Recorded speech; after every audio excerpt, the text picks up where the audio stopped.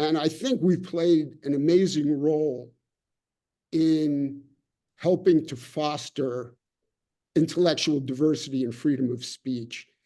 And we've done that in a number of ways. First, we brought many speakers, well-known speakers, moderate, conservative speakers on grounds. We had Vice President Pence, we had George Will, we've had academic speakers like Heather McDonald. And I think we brought people to the grounds that never would have been here if it wasn't for us. Secondly, and I think very, very importantly, is we have focused granularly on events on the grounds and have shined the light of day on them and have educated the university community to how freedom of expression and fairness to all students has been abused. And I think that would have gone uncommented on if we hadn't been out there willing to hear from students and faculty members about what was going on. They felt comfortable speaking to us, and we brought that to the public. And I think that's had a lot of consequence. I can tell you the formation of the Free Speech Committee that I served on was very much in response to some of the writings I did to the public. At that time, interestingly, I had also said the university should adopt the Calvin Committee principles on the university not taking institutional views on political and social matters. That was deep-sixed by the powers that be at the time. And now just recently, they suddenly discovered how important that is, not to be commenting on public affairs because they came under quite a lot of scrutiny and bad publicity.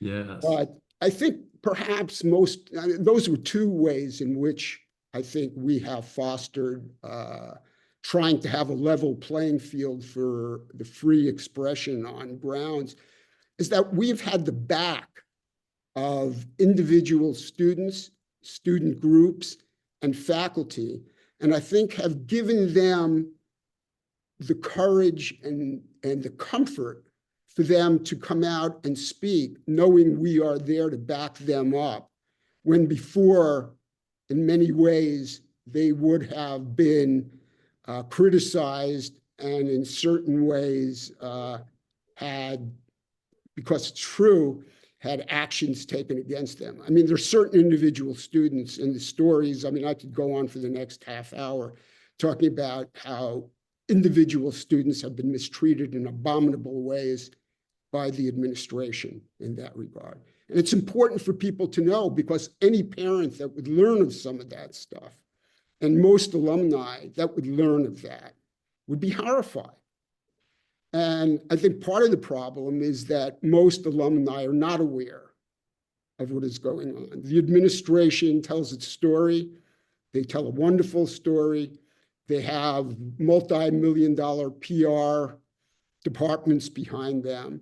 And most people hear certain things that come out in the university official statements and take that as fact and don't understand that what's going on. And just as it happens today, I think it was last night or very recently on the Joe Scarborough show, and he's not a particularly conservative commentator. His daughter goes to UVA. And he came out with a comment saying how terrible that his daughter came home and basically said that if you come out and speak openly against what is the common agenda there, the common adopted thought, that you're marginalized, you're attacked, and as a result, students just basically sit in class and are afraid to speak up. That just came out. You can find that online. But that's the truth, and people don't understand it. It's denied by the administration, because if you believe what they say and the positions they take, you'd never know it. But they talk the talk and they don't walk the walk, which is why an organization like the Jefferson Council is so important not only to the University of Virginia, it's important to universities across the country.